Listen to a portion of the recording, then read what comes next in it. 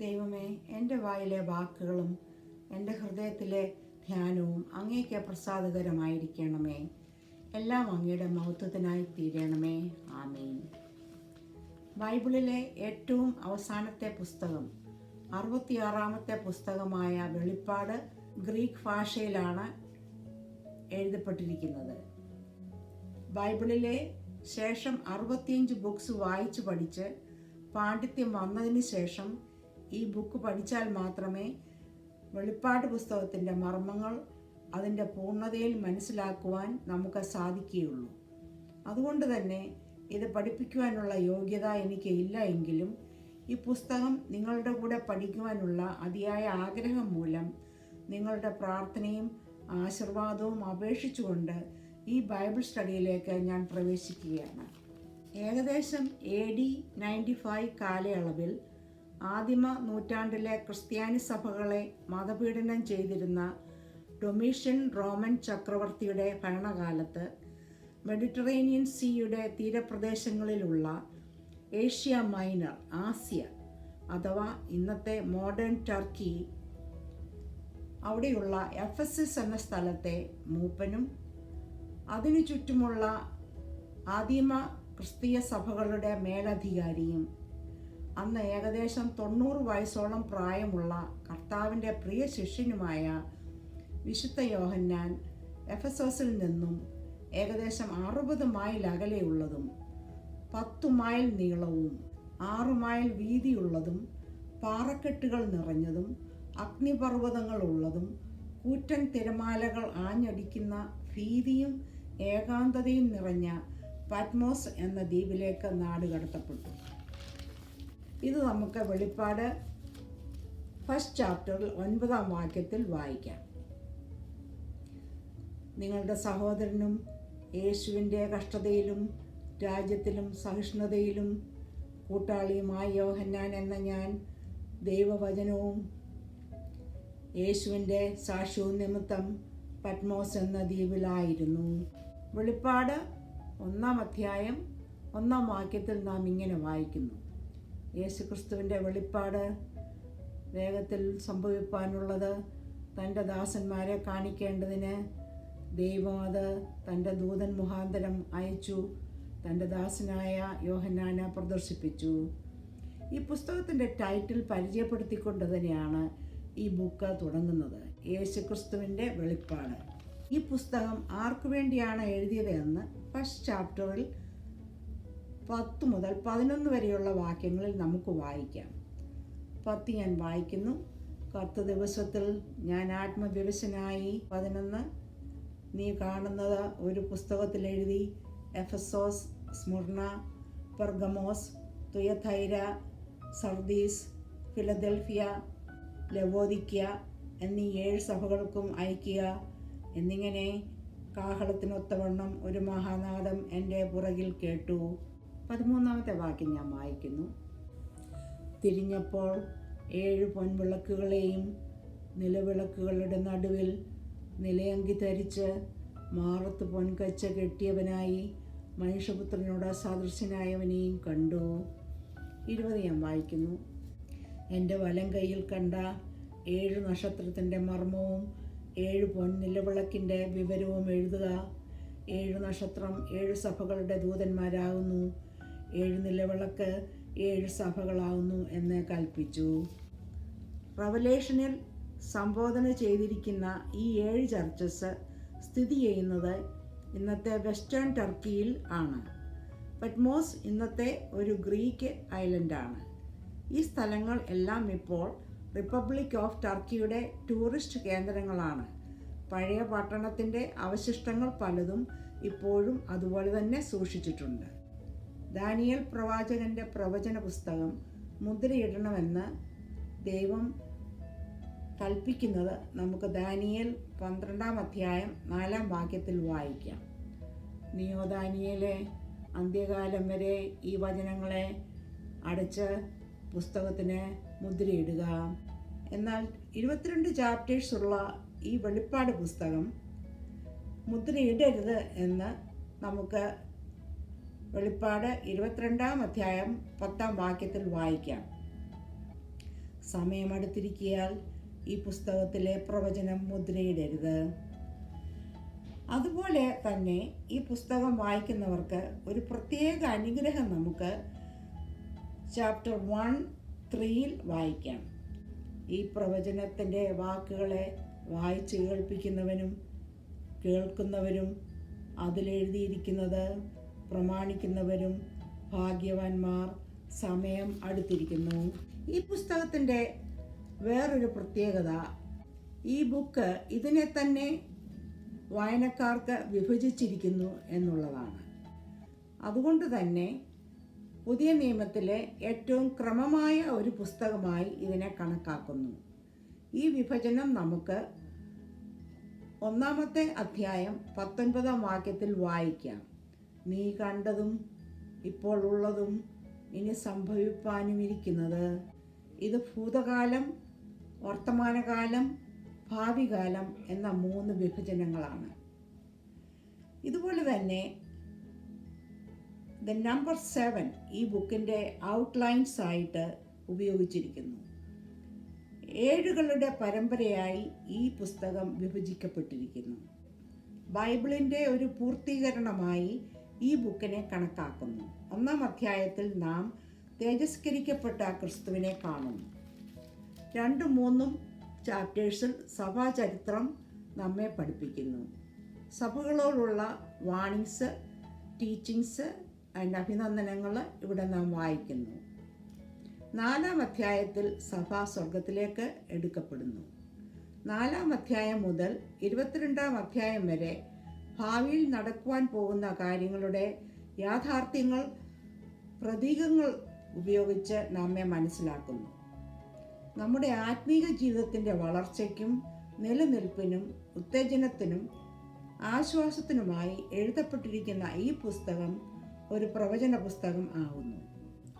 യാഥാർത്ഥ്യങ്ങളുടെ അലങ്കാര ഭാഷയിൽ പ്രതീകരണങ്ങൾ ഉപയോഗിച്ച് വായനക്കാരുടെ ആകാംക്ഷയും വിശ്വാസവും പ്രത്യാശയും ആശ്വാസവും ഉണർത്തിക്കൊണ്ട് ഉള്ള ഈ വെളിപ്പാട് പുസ്തകം ലോകത്തിലെ ആദ്യത്തെ ഒരു ടെലിവിഷൻ ഷോ ആണ് എന്ന് പറയുന്നതിന് ഒരു അതിശയോക്തിയുമില്ല.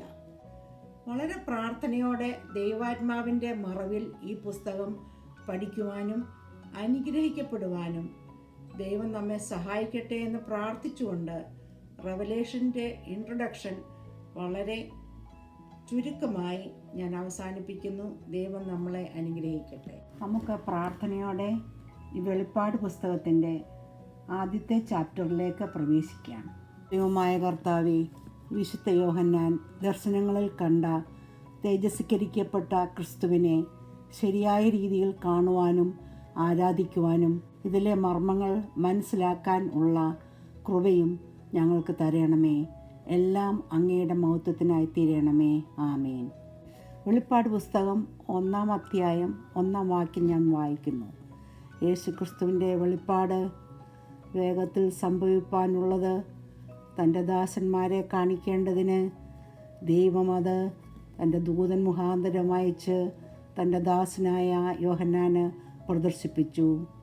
ഈ പുസ്തകത്തിൻ്റെ ടൈറ്റിൽ യേശുക്രിസ്തുവിൻ്റെ വെളിപ്പാട് ആണെന്ന് നമ്മൾ കണ്ടല്ലോ. ഈ ബുക്കിൻ്റെ സബ്ജക്റ്റ് അഥവാ വിഷയം അടുത്ത വാക്കിൽ നമുക്ക് വായിക്കാം. വേഗത്തിൽ സംഭവിപ്പാനുള്ളത്. ഈ പുസ്തകം ആർക്കു വേണ്ടി എഴുതിയിരിക്കുന്നുവെന്നത് അടുത്ത വാചകത്തിൽ നമുക്ക് വായിക്കാം. തൻ്റെ ദാസന്മാരെ കാണിക്കേണ്ടതിന്. ആരാണ് ക്രിസ്തുവിൻ്റെ ഈ ദാസന്മാർ? ഇതിൻ്റെ ഉത്തരം നമുക്ക് വിശുദ്ധ യോഹന്നാൻ എഴുതിയ സുവിശേഷം 12-ാം അധ്യായം 26-ാമത്തെ വാക്യത്തിൽ വായിക്കാം. The Gospel of St. John, chapter 12, verse 26.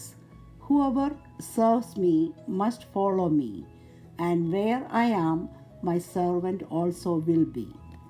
ക്രിസ്തുവിൽ വീണ്ടെടുക്കപ്പെട്ട എല്ലാവരും ഈ സമൂഹത്തിൽ ഉൾപ്പെടുന്നു. The entire community of the redeemed. ഈ വാക്യത്തിൻ്റെ അവസാനം ദൈവം വിശുദ്ധ യോഹന്നാനെ തൻ്റെ ദാസൻ എന്ന് വിളിക്കുന്നു. ആര് മുഖേന ദൈവം വിശുദ്ധ യോഹന്നാന് ഈ ദർശനങ്ങൾ കൊടുത്തു എന്ന് നമുക്ക് ഇത് വായിക്കുമ്പോൾ മനസ്സിലാകും. തൻ്റെ ദൂതൻ മുഖാന്തരമാണ് എന്ന് വ്യക്തമായി ഇവിടെ എഴുതിയിരിക്കുന്നു.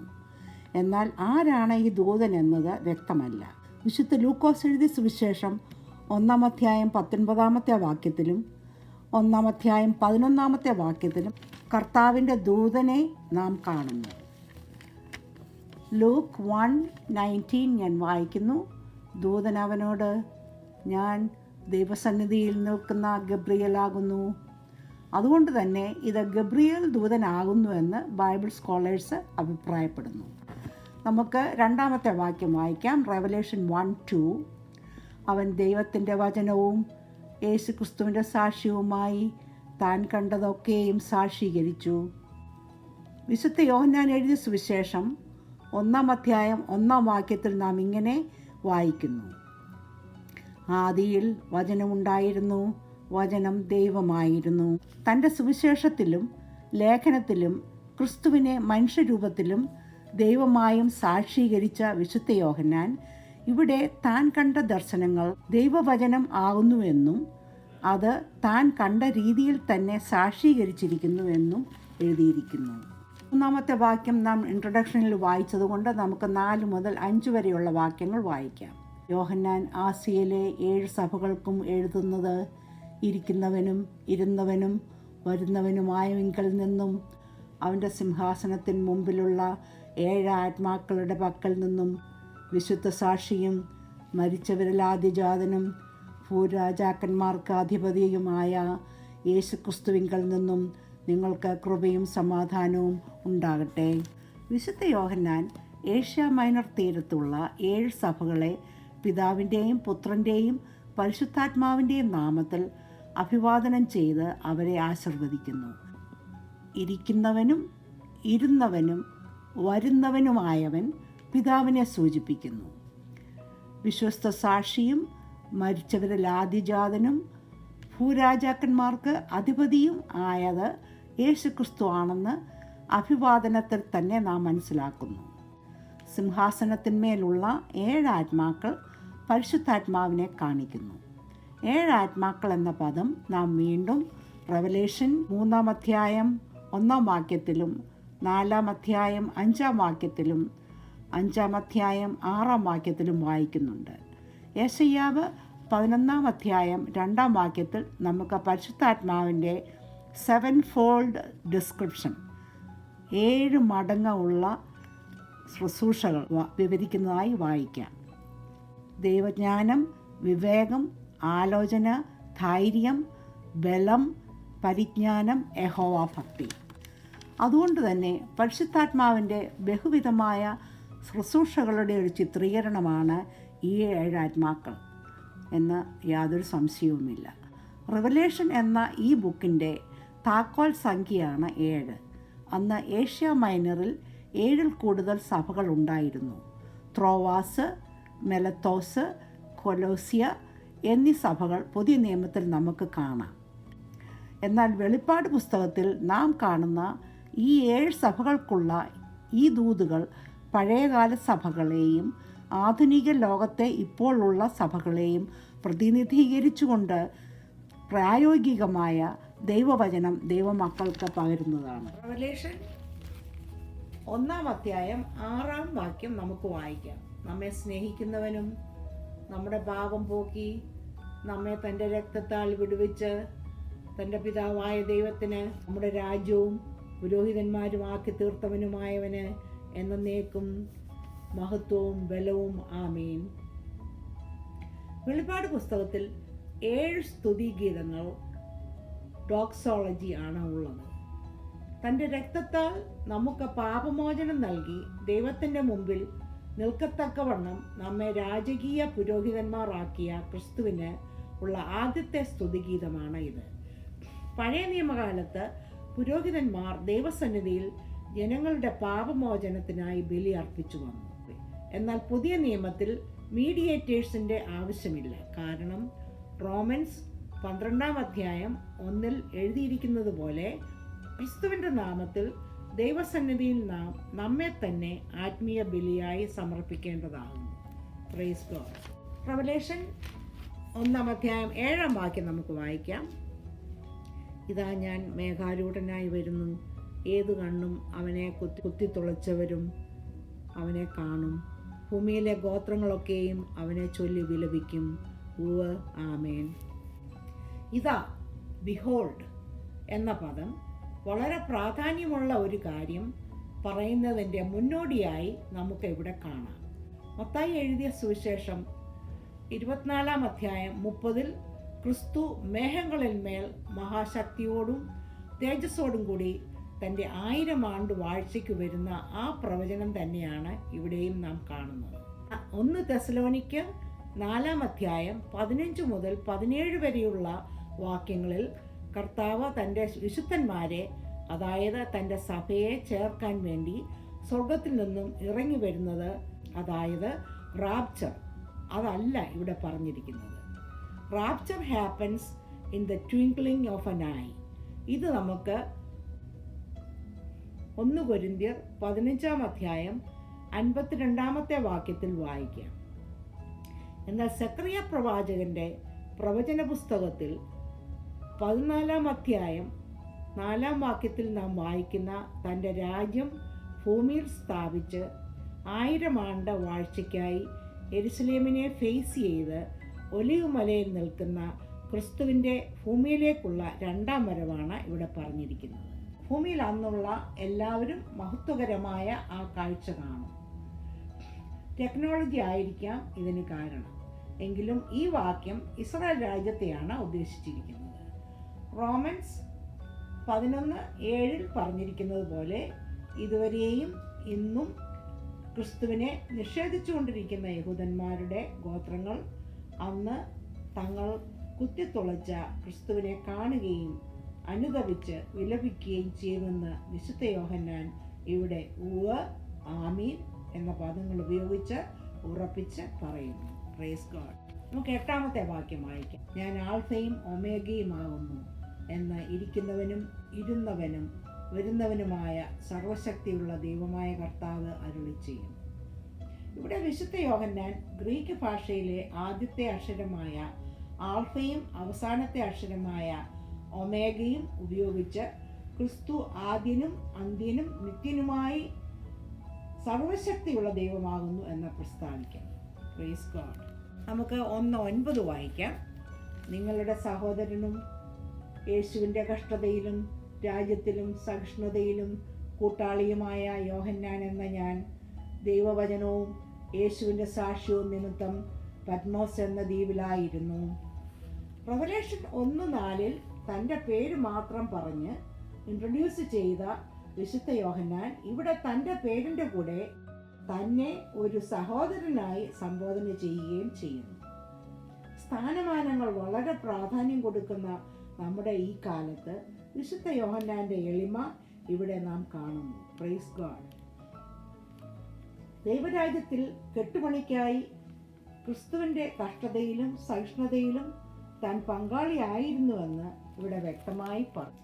ബൈബിൾ ഹിസ്റ്റോറിയൻസ് പറയുന്നത് ക്രിസ്ത്യാനികളെ പീഡിപ്പിച്ച റോമൻ ചക്രവർത്തിയായ ഡൊമീഷ്യൻ ചക്രവർത്തിയുടെ വാഴ്ചകാലത്ത് ഏകദേശം AD 95 കാലയളവിൽ ക്രിസ്തുവിൻ്റെ സാക്ഷിയായി ദൈവവചനം പ്രഘോഷിച്ചത് മൂലം വിശുദ്ധ യോഹന്നാനെ ആ കാലത്ത് തടവുകാരെ നാട് കടത്തിക്കൊണ്ടിരുന്ന പത്മോസ് എന്ന ഗ്രീക്ക് ഐലൻഡിലേക്ക് നാട് കടത്തി. ഏകദേശം 30 മൈൽ വിസ്തീർണം ഉള്ള പത്മോസ് എന്ന ഈ ദ്വീപ് എഫസസിൽ നിന്നും 40 മൈൽ അകലെയാണ് സ്ഥിതി ചെയ്യുന്നത്. സാധാരണ തടവുകാർക്ക് ദ്വീപിലെ പാറക്കെട്ടുകളിലും ഖനനം അഥവാ മൈനിങ്ങുമായി കഠിന വേലകൾ അടിമപ്പണി ചെയ്യേണ്ടി വന്നുവെങ്കിലും ഏകദേശം 90 വയസ്സ് പ്രായമായ വിശുദ്ധ യോഹന്നാനെ അതിൽ നിന്നും ഒഴിവാക്കിയെന്ന് നമുക്ക് അനുമാനിക്കാം. ക്രിസ്തുവിൻ്റെ ശിഷ്യന്മാരിൽ രക്തസാക്ഷിയാകാത്ത ഒരേ ഒരു ശിഷ്യനായ വിശുദ്ധ യോഹന്നാൻ 1:10 നമുക്ക് വായിക്കാം. 10 ദിവസത്തിൽ ഞാൻ ആത്മദിവസനായി. ഇവിടെ അപ്പോസ്തലനായ വിശുദ്ധ യോഹന്നാൻ കർത്താവിനോടുള്ള കൂട്ടായ്മയിലും ആരാധനയിലും ആയിരുന്ന സമയത്ത് പരിശുദ്ധാത്മാവിൻ്റെ അഭിഷേകത്താൽ നിറയുന്നു എന്ന് നാം വായിക്കുന്നു. 10 ദിവസം എന്ന് ഇവിടെ പറയുന്നത് ദൈവത്തിൻ്റെ സൃഷ്ടിപ്പിൻ്റെ വിശ്രമ ദിവസവും യഹൂദന്മാർ വിശുദ്ധമായി ആചരിക്കുന്ന ദൈവകൽപ്പനയുള്ള ദിവസവും ആഴ്ചവട്ടത്തിൻ്റെ അവസാന ദിവസവുമായ സാറ്റർഡേ ആണ്.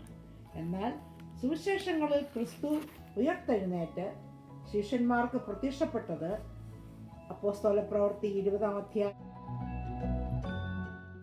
നാം വായിക്കുന്ന ശിഷ്യന്മാരുടെ അപ്പം നുറുക്കിൻ്റെ ആരാധനയും 1 കൊരിന്ത്യർ 16-ാം അധ്യായം 1 മുതൽ 2 വരെയുള്ള വാക്യങ്ങളിൽ അപ്പോസ്തലനായ പൗലോസ് ആവശ്യപ്പെട്ട വിശുദ്ധന്മാർക്കായുള്ള ശേഖരണം അഥവാ സ്തോത്രകാഴ്ചയും ആഴ്ചയുടെ ആദ്യ ദിവസമായ സൺഡേയിൽ ആണ് എന്ന് നാം വായിക്കുന്നു. അതുകൊണ്ട് ഇവിടെ പറഞ്ഞിരിക്കുന്ന കർത്ത ദിവസം സൺഡേ ആണെന്ന് ഇന്ന് പല ക്രിസ്തീയ സഭകളും വിശ്വസിക്കുന്നു. എന്നാൽ പൗലോസ് അപ്പോസ്തലൻ ഗലേഷ്യൻസ് 4:8 മുതൽ 11 വരെയുള്ള വാക്യങ്ങളിൽ പറയുന്നത് പോലെ ദിവസങ്ങളുടെ പ്രാധാന്യത്തേക്കാൾ നമുക്ക് വിശ്വാസ ജീവിതത്തിനാണ് നാം പ്രാധാന്യം കൊടുക്കേണ്ടത്. റെവലേഷൻ 1:11 ഞാൻ വായിക്കുന്നു. നീ കാണുന്നത് ഒരു പുസ്തകത്തിൽ എഴുതി എഫെസോസ്, സ്മുർണ, പെർഗമോസ്, തുയഥൈര, സർദീസ്, ഫിലദൽഫിയ, ലവോദിക്ക എന്നീ 7 സഭകൾക്ക് അയക്കുക എന്നിങ്ങനെ കാഹളത്തിനൊത്തവണ്ണം ഒരു മഹാനാദം എൻ്റെ പുറകിൽ കേട്ടു. റെവലേഷൻസ് 1:8 ആൽഫയും ഒമേഗയും ഇരിക്കുന്നവനും ഇരുന്നവനും വരുന്നവനുമായി വിശുദ്ധ യോഹന്നാന് തന്നെ പരിചയപ്പെടുത്തിയ ക്രിസ്തുവിൻ്റെ ശബ്ദം കാഹളത്തിനൊത്തവണ്ണമായ മഹാനാദത്തോടെ വിശുദ്ധ യോഹന്നാന്റെ പുറകിൽ കേട്ടുവെന്ന് ഇവിടെ നാം മനസ്സിലാക്കുന്നു. നീ കാണുന്നത് ഒരു പുസ്തകത്തിൽ എഴുതി ഈ 7 സഭകൾക്ക് അയച്ചു കൊടുക്കുക എന്ന് കൽപ്പിക്കുന്നു. ബൈബിളിൽ കാണുന്ന ആദ്യത്തെ ടെലിവിഷൻ പ്രോഗ്രാമായി നമുക്ക് ഇത് കണക്കാക്കാം. വിശുദ്ധ യോഹന്നാന്റെ സമയത്ത് ഏഷ്യ മൈനറിൽ സ്ഥിതി ചെയ്തിരുന്ന 7 സഭകൾ ഇന്നത്തെ മോഡേൺ ടർക്കിയുടെ ഭാഗങ്ങളാണ്. ഭൂമിശാസ്ത്രപരമായി പത്മോസ് ദ്വീപിൻ്റെ ഏറ്റവും അടുത്ത തീരപ്രദേശമായ എഫെസസിൽ തുടങ്ങി വടക്കോട്ട് ഒരു ഹാഫ് സർക്കിളിൽ ലവോദിക്ക വരെ ഈ സഭകൾ സ്ഥിതി ചെയ്യുന്നു. എഫെസസ്, സ്മുർണ ആൻഡ് പെർഗമോസ് ഇവ ഏജിയൻ സീയുടെ തീരങ്ങളിലും മറ്റ് 4 സഭകൾ കടൽ തീരത്ത് നിന്ന് കുറെ ഉള്ളിലായും സ്ഥിതി ചെയ്യുന്നു. ഈ സ്ഥലങ്ങൾ കണക്ട് ചെയ്യുന്ന ആധുനികമായ റോഡുകളും വാർത്താവിനിമയങ്ങളും ഇന്ന് അവിടെ ഉണ്ട്. ക്രിസ്ത്യാനികളെ അതിപീഡനം ചെയ്ത റോമൻ ചക്രവർത്തിമാരുടെ കാലങ്ങളിൽ വിശ്വാസികളുടെ വീടുകൾ സഭകൾ കൂടുവാൻ വേണ്ടി സമർപ്പിച്ചിരുന്നു എന്ന് നമുക്ക് അനുമാനിക്കാം. 7 എന്നത് പൂർത്തീകരണത്തിൻ്റെ സംഖ്യയാകുന്നു എന്ന് നാം പറഞ്ഞല്ലോ. ഉൽപ്പത്തി പുസ്തകത്തിൽ ദൈവം 7 ദിവസം കൊണ്ട് ഭൂമിയും അതിലുള്ളതെല്ലാം സൃഷ്ടിച്ചു എന്ന് നാം വായിക്കുന്നു. ഈ 7 സഭകൾ വിശുദ്ധ യോഹന്നാന്റെ സമയം മുതൽ ഇപ്പോൾ വരെയുള്ള സഭകളെയും ഭാവിയിൽ സ്വർഗത്തിലേക്ക് എടുക്കുവാൻ പോകുന്ന സഭകളെയും പ്രതിനിധീകരിക്കപ്പെടുന്നു. ഇതിൽ നമ്മുടെ സഭയും ഉൾപ്പെട്ടിരിക്കുന്നു എന്ന് നാം ഓർക്കേണ്ടതാകുന്നു.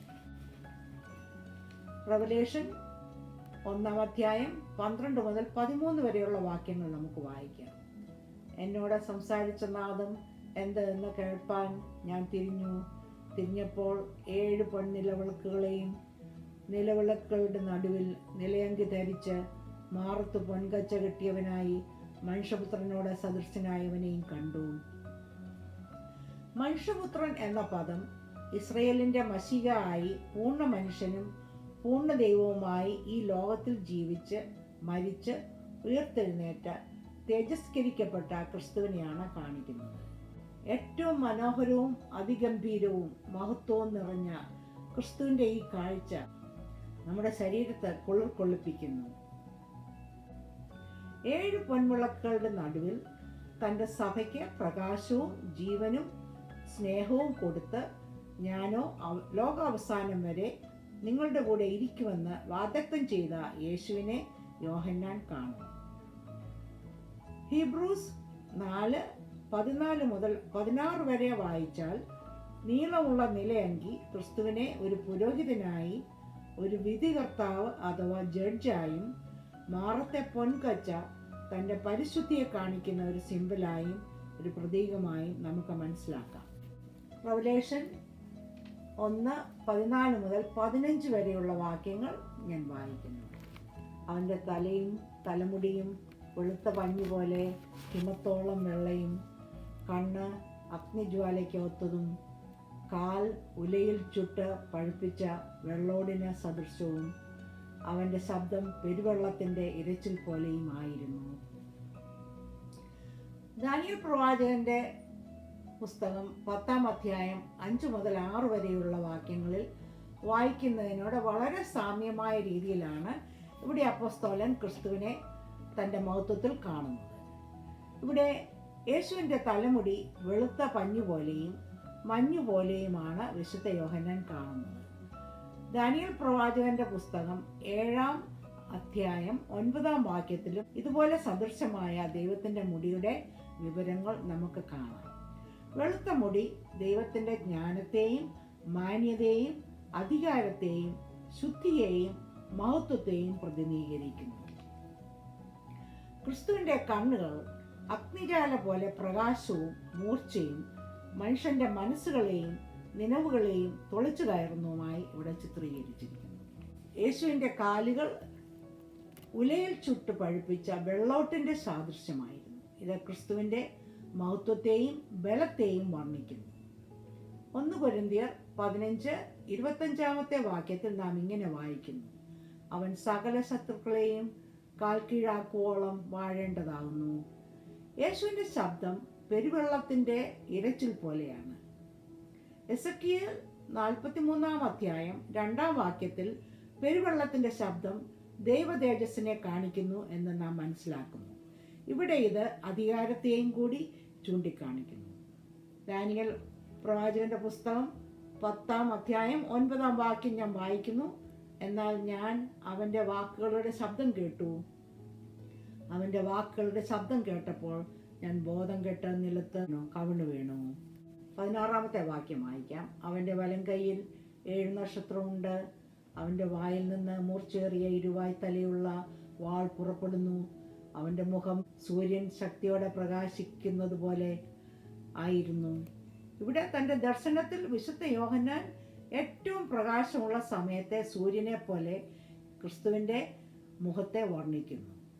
മത്തായി എഴുതിയ സുവിശേഷം 17-ാം അധ്യായം 2-ാം വാക്യത്തിൽ ക്രിസ്തുവിൻ്റെ ട്രാൻസ്ഫിഗറേഷൻ്റെ സമയത്ത് വിശുദ്ധ യോഹന്നാൻ ഇതുപോലെ യേശുവിനെ തൻ്റെ മഹത്വത്തിൽ സൂര്യനെ പോലെ ശോഭിച്ച മുഖവുമായി കണ്ടത് ഓർക്കുന്നത് ഇവിടെ വളരെ അനുയോജ്യമാണ്. Praise God. 17-ഉം 18-ഉം വാക്യങ്ങൾ ഞാൻ വായിക്കുന്നു: അവനെ കണ്ടിട്ട് ഞാൻ മരിച്ചവനെ പോലെ അവൻ്റെ കാൽക്കൽ വീണു. അവൻ വലം കൈ എൻ്റെ മേൽ വെച്ചു. ഭയപ്പെടേണ്ട, ഞാൻ ആദ്യനും അന്ത്യനും ജീവനുള്ളവനുമാകുന്നു. ഞാൻ മരിച്ചവനായിരുന്നു, എന്നാൽ ഇതാ എന്നേക്കും ജീവിച്ചിരിക്കുന്നു. മരണത്തിൻ്റെയും പാതാളത്തിൻ്റെയും താക്കോൽ എൻ്റെ കൈവശമുണ്ട്.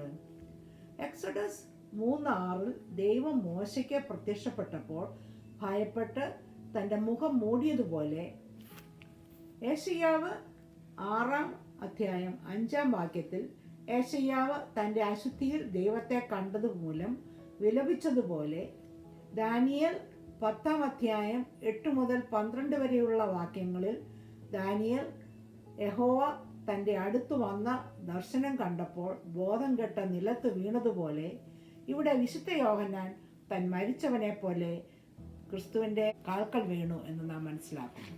യേശു തൻ്റെ വലംകൈ തൊട്ട് ഭയപ്പെടേണ്ട എന്ന് പറഞ്ഞ് വിശുദ്ധ യോഹന്നാനെ ആശ്വസിപ്പിക്കുന്നു. നമ്മുടെ കഷ്ടതയിൽ വിഷമങ്ങളിൽ തൻ്റെ കൈ തൊട്ട് നമ്മെ ആശ്വസിപ്പിക്കുന്ന യേശുവിനെയാണ് നാം ഇവിടെ കാണുന്നത്. തൻ്റെ മരണത്തെക്കുറിച്ചും ഉയിർത്തെഴുന്നേൽപ്പിനെക്കുറിച്ചും തൻ്റെ നിത്യതയെക്കുറിച്ചുമുള്ള കർത്താവിൻ്റെ സാക്ഷ്യം നാം ഇവിടെ കാണുന്നു. അപ്പോസ്തല പ്രവൃത്തി 2-ാം അധ്യായം 24-ൽ നാം ഇങ്ങനെ വായിക്കുന്നു: ദൈവമോ മരണപാശങ്ങളെ അഴിച്ചിട്ട് അവനെ ഉയർത്തെഴുന്നേൽപ്പിച്ചു. മരണം അവനെ പിടിച്ച് വെക്കുന്നത് അസാധ്യമായിരുന്നു. മത്തായി എഴുതിയ സുവിശേഷം 16-ാം അധ്യായം 21-ാം വാക്യത്തിൽ നാം ഇങ്ങനെ വായിക്കുന്നു: അന്നു മുതൽ യേശു താൻ യെരുശലേമിൽ ചെന്നിട്ട് മൂപ്പന്മാർ, മഹാപുരോഹിതന്മാർ, ശാസ്ത്രിമാർ എന്നിവരാൽ പലരും സഹിച്ച് കൊല്ലപ്പെടുകയും 3-ാം നാൾ ഉയർത്തെഴുന്നേൽക്കുകയും വേണ്ടത് എന്ന് ശിഷ്യന്മാരോട് പ്രസ്താവിച്ചു തുടങ്ങി. തൻ്റെ മരണത്തെക്കുറിച്ചും ഉയർത്തെഴുന്നേൽപ്പിനെക്കുറിച്ചും ക്രിസ്തു പ്രവചിക്കുന്നത് നാം വായിക്കാം. 17-ഉം 18-ഉം വാക്യം: ഇവിടെ മരണത്തിൻ്റെയും പാതാളത്തിൻ്റെയും താക്കോൽ എൻ്റെ കയ്യിലുണ്ട് എന്ന് കർത്താവ് പറയുന്നു. തൻ്റെ കുറ്റങ്ങൾ ഏറ്റുപറഞ്ഞ് അനുതപിച്ച കള്ളന് യേശു തൻ്റെ കൂടെ പർദീസായിലേക്ക് ഉള്ള പ്രവേശനം നൽകുന്നു. ഒരു വിശ്വാസിക്ക് മരണം ശരീരത്തിൻ്റെയും ആത്മാവിൻ്റെയും പൂർണ്ണമായ വീണ്ടെടുപ്പാണ്. കർത്താവിൻ്റെ കുരിശിൽ മരണവും ഉയർത്തെഴുന്നേൽപ്പുമാണ് ഒരു വിശ്വാസിക്ക് നിത്യജീവൻ്റെ ഉറപ്പ് നൽകുന്നത്. ഞാൻ 19-ാം വാക്യം വായിക്കുന്നു. നീ കണ്ടതും ഇപ്പോൾ ഉള്ളതും ഇനി സംഭവിപ്പാനുള്ളതും എഴുതുക. പട്മോസ് ദ്വീപിൽ വെച്ച് വിശുദ്ധ യോഹന്നാന് യേശു ദർശനത്തിൽ വെളിപ്പെട്ടതാണ് കണ്ടത് സൂചിപ്പിക്കുന്നത്. 7 സഭകൾക്ക് ഉള്ള എഴുത്തുകൾ ആണ് ഇപ്പോൾ ഉള്ളത് എന്ന് സൂചിപ്പിക്കുന്നത്. ഇനിയും കാണിക്കാനിരിക്കുന്ന വെളിപ്പാടുകളാണ് സംഭവിപ്പാനിരിക്കുന്നത് എന്ന് സൂചിപ്പിക്കുന്നത്. 1-ാം അധ്യായത്തിൽ തേജസ്കരിക്കപ്പെട്ട ക്രിസ്തുവിനെ നാം കാണുന്നു. 2-ഉം 3-ഉം അധ്യായങ്ങളിൽ സഭകൾക്കുള്ള ദൂതാണ് നാം കാണുന്നത്. 4 മുതൽ 22 വരെയുള്ള അധ്യായങ്ങളിൽ സഭ ഈ ഭൂമിയിൽ നിന്നും എടുക്കപ്പെട്ട ശേഷം ഭാവിയിൽ വരുവാനിരിക്കുന്ന കാര്യങ്ങളാണ് എഴുതിയിരിക്കുന്നത്. 19-ാം വാക്യം ഈ വെളിപാട് പുസ്തകത്തെ 3ആയി വിഭജിക്കുന്നു. ചാപ്റ്റർ 1 കണ്ടത്, ചാപ്റ്റർ 2 and 3 ഇപ്പോൾ ഉള്ളത്, ചാപ്റ്റർ 4 to 22 ഇനി സംഭവിപ്പാനുള്ളത്. This is called the threefold divisions of the book of Revelation. ഈ പുസ്തകം പഠിക്കുവാനും മനസ്സിലാക്കുവാനും ദൈവം തന്നെ ഈ ബുക്കിനെ നമുക്ക് ഡിവൈഡ് ചെയ്ത് തന്നിരിക്കുകയാണ്, ഓർഗനൈസ് ചെയ്ത് തന്നിരിക്കുകയാണ്. ഇത് എത്ര വിശേഷപ്പെട്ട സംഭവമാകുന്നു. Praise God. ചാപ്റ്റേഴ്സ് 4 മുതൽ 22 വരെയുള്ള അധ്യായങ്ങളിൽ സംഭവിപ്പാനുള്ള കാര്യങ്ങൾക്ക് പ്രത്യേകമായ ഒരു ദിവസമോ വർഷമോ കൊടുത്തിട്ടില്ല എങ്കിലും മനുഷ്യജാതിക്ക് ഇനി സംഭവിപ്പാനിരിക്കുന്ന സംഭവങ്ങളുടെ മൊത്തമായ ഒരു അവബോധം ഇവിടെ നമുക്ക് കിട്ടുന്നു. ഇത് വിശുദ്ധ യോഹന്നാനിൽ കൂടെ ദൈവം ഒരു ദൂതൻ വഴി വെളിപ്പാട് എന്ന് നമുക്ക് നൽകി. വിശുദ്ധ യോഹന്നാൻ കണ്ട അതേ രൂപത്തിൽ നമുക്ക് ഇന്ന് ക്രിസ്തുവിനെ കാണുവാൻ സാധിക്കണം. നമുക്ക് 1:20 വായിക്കാം. എൻ്റെ വലം കൈയിൽ കണ്ട 7 നക്ഷത്രത്തിൻ്റെ മർമ്മവും 7 പൊൻനിലവിളക്കിൻ്റെ വിവരവും എഴുതുക. 7 നക്ഷത്രം 7 സഭകളുടെ ദൂതന്മാരാകുന്നു, 7 നിലവിളക്ക് 7 സഭകളാകുന്നു എന്ന് കൽപ്പിച്ചു. 7 നക്ഷത്രങ്ങൾ 7 സഭകളുടെ മൂപ്പന്മാരാകുന്നു എന്ന് ഇവിടെ യേശു പറഞ്ഞത് നാം നേരത്തെ പഠിച്ചിരുന്നുവല്ലോ. കയ്യിൽ പിടിച്ചിരിക്കുന്ന 7 നക്ഷത്രങ്ങളും തൻ്റെ ചുറ്റിനുമുള്ള 7 നിലവിളക്കുകൾ 7 സഭയാകുന്നുവെന്നും വിശുദ്ധ യോഹന്നാനെ മനസ്സിലാക്കി കൊടുക്കുന്നു. 7 നിലവിളക്കുകളുടെ അടയാളം ചർച്ചസ് സഭകളാകുന്നത് വളരെ ഉചിതമൊന്നുമല്ലോ. കാരണം ചർച്ചസാണ് ക്രിസ്തുവിൻ്റെ രക്ഷയുടെ സുവിശേഷം നമുക്ക് നൽകുന്നത്. അതുപോലെ തന്നെ സുവിശേഷത്തിൻ്റെ പ്രകാശം ഈ ലോകത്തിൻ്റെ ഇരുട്ടിൽ നിന്നും രക്ഷയുടെ പ്രകാശത്തിലേക്ക് നമ്മെ നടത്തുന്നു. Praise God. വിശുദ്ധ യോഹന്നാൻ കണ്ട തേജസ്കരിക്കപ്പെട്ട ക്രിസ്തുവിനെ അതേ രൂപത്തിൽ കാണുവാനും ആരാധിക്കുവാനും ഈ റെവലേഷൻ പഠനം നമുക്ക് ഒരു അനുഗ്രഹമായി തീരുവാനും പ്രാർത്ഥിച്ചുകൊണ്ട് ഈ ഫസ്റ്റ് ചാപ്റ്റർ ഞാൻ വളരെ ചുരുക്കമായി നിർത്തുന്നു. ദൈവം നമ്മെ എല്ലാവരെയും അനുഗ്രഹിക്കട്ടെ. ആമേൻ.